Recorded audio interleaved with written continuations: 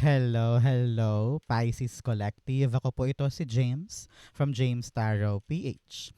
Ito po ang inyong weekly reading para po sa inyong May 18 hanggang 24. But first, ihanda mo na Pisces ang yung isang tanong para sa ating isang tanong, isang sagot.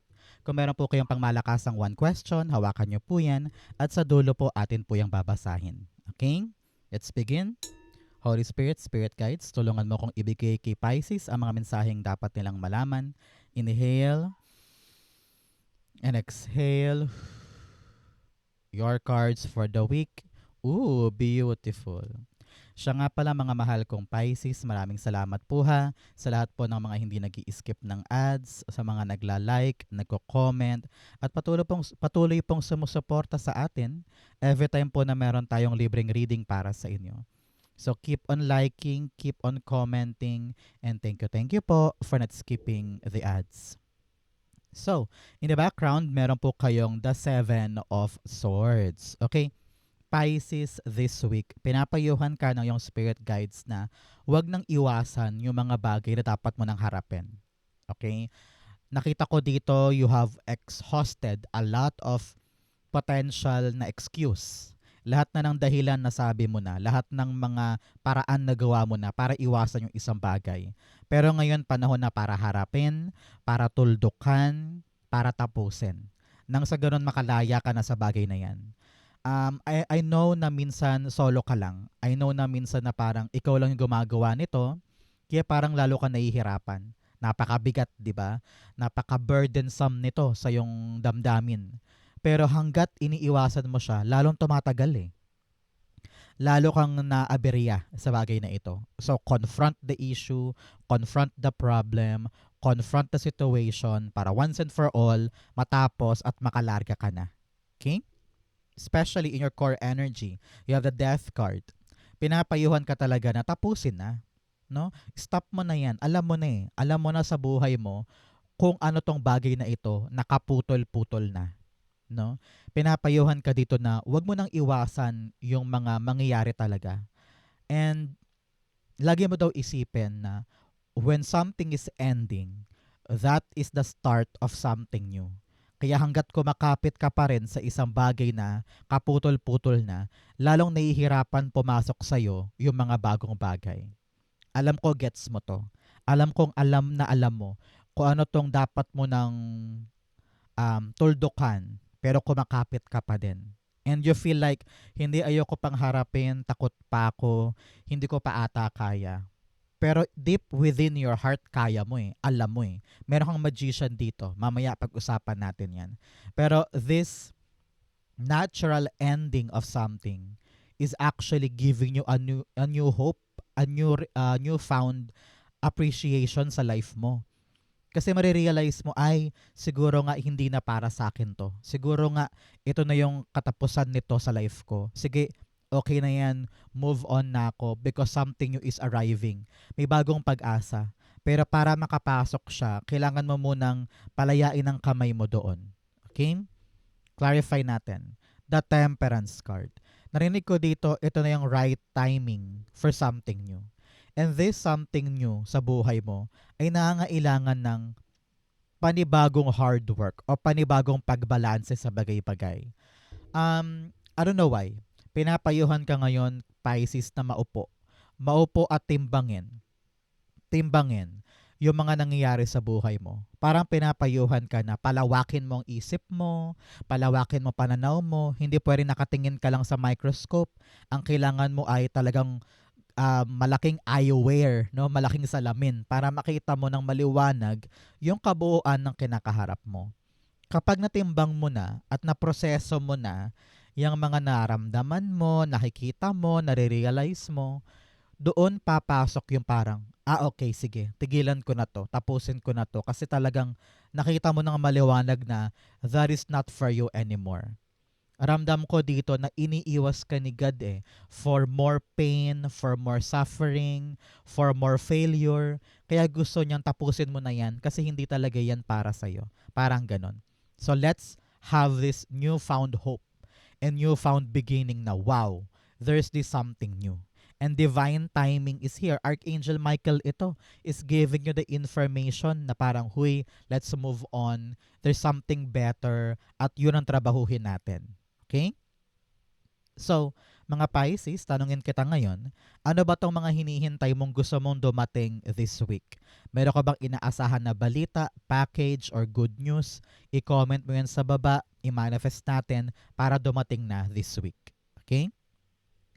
In the area of what you need to focus on, you have the Magician card. Focus on your action. Minsan, nakatanghod ka lang dyan, nakatunganga ka lang dyan, kahit alam mo naman na kung ano yung dapat mong aksyon. Magician card is a very action-oriented card. Pag alam yan, dapat ng kumilos, kikilos siya. Nasa iyo na daw lahat ng tools, nasa iyo na lahat ng eksperyensya at kaliwanagan para aksyonan yung isang bagay. Your dream turning in your reality. Kung ano yung nasa isip, kung ano yung na-visualize, kung ano yung na-realize, i-actual sa totoong buhay. Parang ganyan. So, pinapayuhan ka rito, now is the right time to take action dahil handa ka na. Make it happen. You are the magician. Everything now is possible with your action. Okay? Magician, the page of wands. Yes, sabi dito, mag-focus ka daw sa mga bagong pagkakataon na gusto mong pasukin. Bagong job, bagong sideline, trabaho, pag-ibig, pwede rin. You have the lovers in your fortune area. Nakita ko dito na try mo lang daw, subukan mo lang. No? Wag mo agad hindian, wag mong layuan, wag mong i-avoid yung mga dumarating na bagong bagay na maaaring magtapos or mag-end sa suffering mo. No?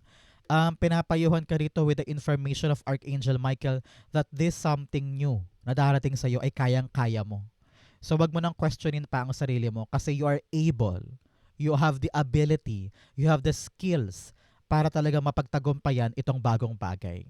So parang tinatanong ka, Pisces, ano bang kinakatakot mo? Ano bang inaatrasan mo? Bakit lumalayo ka sa grasya? Bakit marami kang dahilan? Bakit marami kang excuses? Now is the right time to move for something promising sa buhay. Okay? So Pisces, ano ba ang birthday mo? Comment down below. Pag sinulat mo yan, ma-activate na uniquely para sa'yo yung manifestation mo at yung bagong darating. So comment po ang birthday para ma-activate yan. In the area of what you need, this time, you have the two of wands. This time around, you need to plan ahead. Sabi dito, kailangan daw malinaw sa isip mo, sa puso mo, yung gagawin mong bago.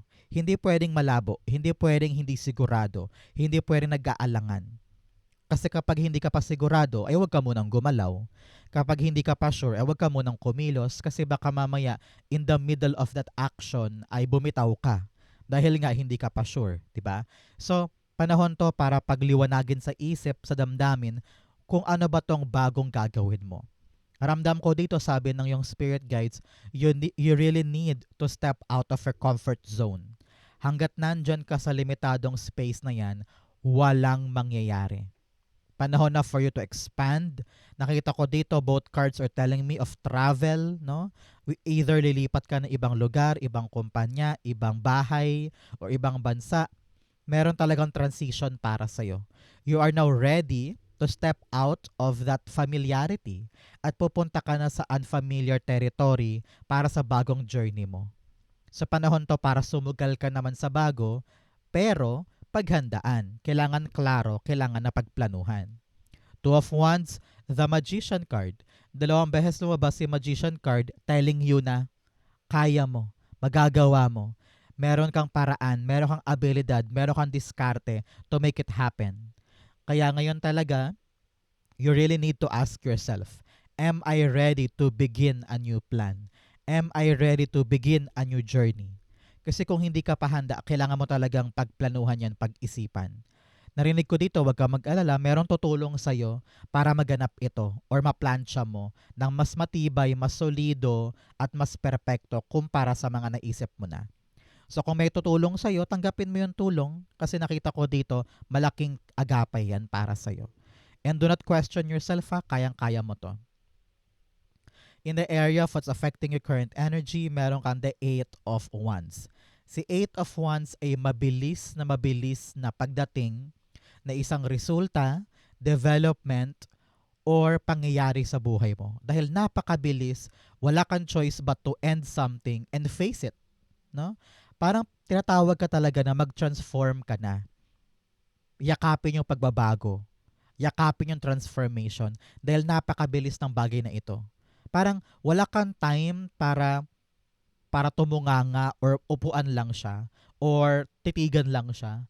Kailangan mo talagang gumalaw pagdating nito. This is really a quick succession or quick acceleration sa buhay mo na hindi mo kailangang naka-stand still lang dyan at pinapanood lang siya. Kailangan mo talaga siyang galawan at aksyonan. With a temperance card here, it's all about working hard, no? Talagang gugugulin mo yung oras at proseso dahil nandyan na dumating na no? So parang wala kang choice but to accommodate or i-welcome yung pagdating niya kasi nandito na. And yung pagdating na ito, antabayanan mo sa call, text, chat, or email mo na para bagang, okay, time na for me to evolve, time na for me to stand up kasi nandito na siya. Bigyan kita na example. Halimbawa, nahihirapan ka pa ngayong iwanan yung buhay mo sa Pilipinas. Kasi nga, nandyan yung family, nandyan yung loved ones. Pero sabi mo, alam mo na kailangan ko nang kumawala sa limitadong space na to kasi paulit-ulit lang yung problema ko. Saka yung pang-araw-araw ko. I want more, I want better. Kaya kumagat ka sa isang bagong bagay na parang, sige, gawin ko na to, try ko. Biglang dumating yung tawag na parang, huy, Pisces, kailangan ka na sa Maynila for a 2 weeks training halimbawa. So ikaw parang, sige, papasukin ko yung proseso, i-end ko na tong nakasanayan ko, pupunta na ako ng Maynila, a-attend na ako ng training. So, dahil ang bilis-bilis ang pangyayari, parang ginanahan ka din na parang hindi ko to kailangang iwasan, haharapin ko na, kakagatin ko na yung pagkakataon para maganap na yung transformation na required para sa'yo. Parang ganyan. Okay? The Eight of Wands, the Queen of Swords. Yes, sa pagdating ng balita, talagang you will make a decision. This decision is something concrete, permanent, and sigurado. Tinatawag ka na kapag dumating yung balita na napakabilis na para talagang maho-caught off guard ka, you really need to stand up and see the potential, paliwanagin sa isip mo na, this is it. This is what I need. Kaya tatayo na ako, I will say yes or I will do the action at hindi na ako iiwas. Panahon na to para talagang gumalaw, manindigan, magsalita at mamili nang sa ganon hindi masayang tong opportunity na ito. In your near future, meron kang the Two of Pentacles. Yes, in the near future, antabayanan mo 2 days, 2 weeks, or 2 months after watching this video, hawak mo na yung mga bagay na importante sa'yo. Nabalanse mo na ang buhay mo dahil nag-end yung isang bagay and you are now letting in itong mga bagong bagay sa buhay mo na na-realize mong, wow, kayang-kaya ko palang panghawakan, kayang-kaya ko palang ibalanse at nakatulong siya ng malaki sa buhay ko. Ngayon, hindi ka na problemado, hindi ka na pagod, hindi ka na stress sa mga pinapangalagaan mo kasi kayang-kaya mo na silang panghawakan. You are now learning to dance again in life because of whatever you're holding ay makakaya mo talagang kontrolin, kaya mong palaguin, at kaya mong i-manage. Ramdam ko dito, babalik na yung balanse ng buhay mo na dati sobrang chaotic. Pero dahil binitawan mo na, inend mo na yung isang bagay, ayun, nag-transform talaga ang life mo. Two of Pentacles, the Ace of Swords. Talagang napakalinaw. Panalong-panalo. Nalagpasan mo na yung hardship. Nalagpasan mo na yung talagang breakthrough sa buhay mo. Ikaw ang namayani, ikaw ang nanalo. Kaya napaka-balance na ng life mo. You know what you want, you know what you need, alam mo kung ano yung dapat pag-effortan, alam mo kung ano yung mahalaga sa hindi, at doon ka na lamang nakatutok. Kumbaga, busy ka man, pero mahal na mahal mo yung mga bagay na pinanghahawakan mo. At dahil doon, dire-diretso ang panalo. At malinaw talaga sa'yo kung ano yung direction mo at purpose mo. Congratulations! In your challenge, meron kang the 7 of Cups. Sabi dito, this time, ang problema sa'yo ay kalituhan. Nalilito ka kung ano ba yung dapat kong unahin, ano ba yung dapat kong gawin, simula na ba to ng pagtupad ko sa gusto ko, dadalhin ko na ba sa aking reality itong pangarap na ito, should I move or back out, should I fight or retreat. Marami kang paiba-ibang isip. Kaya dapat this month, or this week rather, Pisces, kailangan maliwanagan ka na dyan. Hindi pwedeng malabo. Sabi ko nga sa'yo kanina, kailangan crystal clear. Kapag malabo pa, huwag kang munang gumalaw. Kailangan malinaw muna bago tayo kumilos. You have 7-7 here telling you, maswerte ka ngayon eh. You have a lucky energy. Kaya gamitin mo siya ng tama, huwag mong sayangin. 7 of Cups, the Devil card. Yes, nakukulong ka ng mga takot mo at labis-labis na ilusyon. No? Meron kang mga bagay sa buhay mo na dapat mo makita in a very realistic way. Minsan kasi nasa hiwaga lang ng isip na parang, ay gusto kong gawin yun, ay gusto kong gawin yan. Nabubuhay ka sa pantasya ng isang bagay. Kaya parang sabi dito, huy, magising ka sa ilusyon. Gawin mo yung pinaka-realistic na paraan para matupad yan sa buhay mo. Nagpapatali ka sa mga takot mo. Nagpapatali ka sa mga maling akala or maling hinala. Panahon to para palayain ang sarili mo dyan. Kayang-kaya mong gawin sa buhay mo yung gusto mo. Daanin mo lang yung pinaka-realistic na paraan para matupad siya. Example, balak mo maging singer pero lagi mo iniisip, ay, madidiscover naman nila ako. Sila lalapit sa akin, tatawag sila para i-invite ako sa singing contest. Di ba napaka-ilusyon nun? Kailangan mong harapin yung realistic way na, ay sige, para matupad yung pangarap kong maging singer, mag-audition ako. Hindi na ako takot, hindi na ako mahihiya, at hindi na ako papakadena sa mga mali kong akala. Parang ganyan. So, face your reality. Kayang-kayang tuparin yung pangarap sa isang makatotohanang paraan. Okay? In your fortune, meron kang impasse, reflect and redirect your energy. Sabi dito, kapag sarado na, dead end na yung isang bagay, hanap tayong ibang ruta, hanap tayo ng ibang paraan na gagana para sa atin. Huwag mong ubusin ang sarili mo sa pagkilos sa mga bagay na alam mong dead end na. There are other ways, there are other paraan, at yun ang subukan mo. Nang sa ganon, magkaroon ng bagong kwento at makawala ka na sa pattern na yan. Okay? In your fortune, you have the Lover's card. Para po sa mga naghahanap dyan ng bagong pag-ibig o nagmamanifest na magkaroon ng magandang balita sa kanilang love life, this is your confirmation. A new love potential. Maaaring makipag-date ka this week, or makatagpo ka online ng bagong afam, or merong kang mamimit na talaga namang swak kayo. Magkaiba kayo, of course, pero swak na swak yung inyong energy. Parang ganyan. So, congratulations. But for other Pisces naman dyan, this is all about your choice. Meron kang pipiliin this week na isang malaking desisyon at ramdam ko na payapa sa puso mo yung desisyon na yan. And you will stand by that decision. Congratulations. Lover's card, the 9 of Pentacles. Okay? Now, you are building your own empire. Parang you are choosing to appreciate your life. This is all about you parang having more gratitude than before. Kung dati parang puro ka reklamo, puro ka pagkainis, pinupuna mo lahat ng mali sa buhay mo. Pero ngayon parang you're choosing to be a better person. You're choosing to appreciate your job, appreciate your money, appreciate your house. Lahat ng meron ka parang tinatangi mo na siya ngayon. Meron din po sa inyo, para sa ibang Pisces dyan, you will choose to start a new business, start a new sideline. Halimbawa, magisimula ka na magtayo ng fishballan or barbecuehan, o mag-start ka na mag-YouTube, o mag-start ka na mag-open ng online store. Ramdam ko dito na meron ka ng pipiliing isang desisyon na maaaring magpakaching-kaching para sa'yo.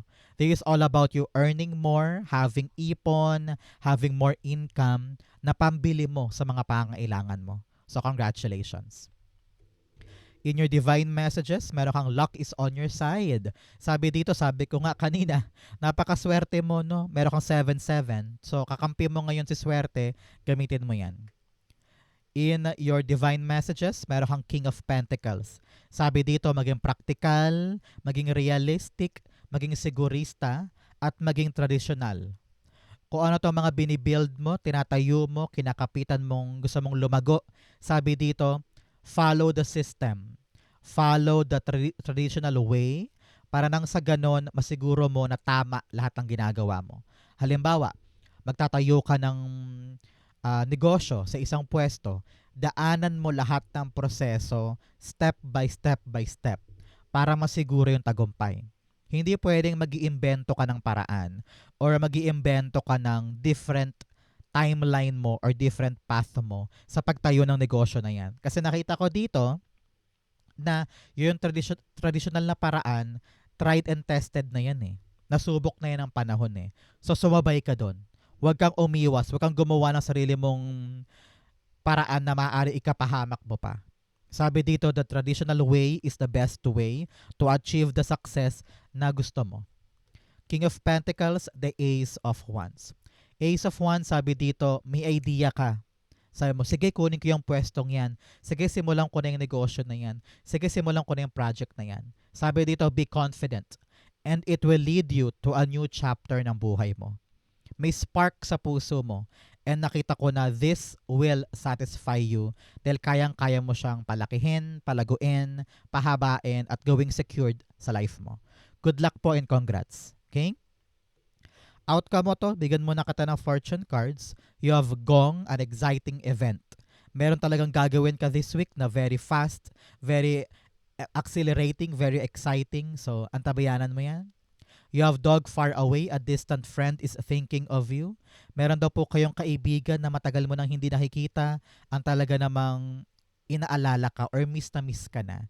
So either tawagan mo siya, bonding time kayo, ganyan. You have Hand, in need of help, assistance, and guidance. Sabi ko nga sa'yo kanina, may tulong na darating kaya huwag kang mag-alala. You also have Tower, solid foundation, success with effort. Lahat ng success na gusto mong i-build, kayang-kaya mo. Magkaroon ka lang talaga ng effort, decision, at talagang praktikalidad, magagawa mo yan. Okay? Ang outcome ni Pisces for May 18 to 24, the 7 of Wands. 777, very lucky, very prosperous. This is your fortunate time to defend, to begin, and to win something. Alam ko maraming tao sa paligid mo ang nagdidikta or pinapamaliit ka or dinadown ka, pero panahon to para lumaban. Ipaglaban mo naman yung mga bagay na alam mong kaya mong ipanalo. Okay? And matuto ka rin daw barikadahan ng buhay mo, no? Barikadahan mo siya against other people na sumisira sa yung day by day happiness. Panahon na to stand up and speak up, no? And choose to fight sa mga bagay na kayang-kaya mo naman this time. The 7 of Wands, the 2 of Wands. Yes? Here, may plano ka para umalis or gumalaw or mag-take a risk. Pero dahil nga feeling ko maraming tao ang nagne-negate, humaharang sa'yo, ito yung tamang panahon para lalong ipaglaban yan. Sabi mo, time na, kikilos na ako, gagalaw na ako, kaya ko na to, malinaw na sa akin, I will fight for this. Your action will be a determining factor sa tagumpay ng move na ito. Okay? Good luck po and congrats. So, Pisces, ihanda mo na ang question mo, close your eyes, and concentrate on this one question. Inhale and exhale the answer you have, 10 of Swords, the 5 of Wands, and the Empress card. At the bottom, you have the 8 of Cups. Yes, panahon na for you, Pisces, to move along, to move on, tungkol sa question mo. Ramdam ko dito na this is something na dapat mo nang palayain ang sarili mo. Masyado nang magulo, masyado nang conflicting, masyado nang mahirap, masyado na parang pasakit siya sa'yo. And you really need to see the brighter side. Parang something needs to end. Kung away man yan, conflict man yan, problema man yan. Narinig ko dito na detach yourself, learn to walk away, and choose yourself this time. Importante yung welfare mo, importante yung peace of mind at kaligayahan mo. Paano ka daw magiging productive kung nandito ka at sumisiksik ka, pinagpipilitan mo yung sarili mo, kahit alam mo ang hirap-hirap na. Walking away and choosing your peace, choosing yourself, ang tunay na magpapalaya sa'yo sa hardship, kumunoy at pagkalubog. May pagkakataon ka pa sa buhay na mabuo yung mga pangarap mo, pero not in this way. Because parang sobra-sobra na yung pagkasakripisyo mo at paghihirap mo na hindi na healthy para sa'yo. Sabi dito, choose yourself, walk away from something na alam mong pinapahirapan ka lang at conflict na, and choose to find the light. Choose to find a better direction para sa'yo. Because nandoon talaga ang kasaganahan mo at wala sa mga bagay na ito. Ramdam ko yan. So, if you're asking for a question kung yes or no, the answer is no. That is not for you. Panahon na para lumaya, gumalaw, at hanapin yung kasaganahan and prosperity somewhere else. Okay? So Pisces, yan po ang isang tanong, isang sagot. Ganon din po ang yung May 18 to 24. Sa po kayo nakaresonate, comment below, babasahin ko po yan. Thank you, Holy Spirit, Spirit Guides, for the clarity and messages na dapat malaman ng mga Pisces this week. Thank you po for watching hanggang dulo. I love you. This has been James for James Tarot PH. God bless everybody.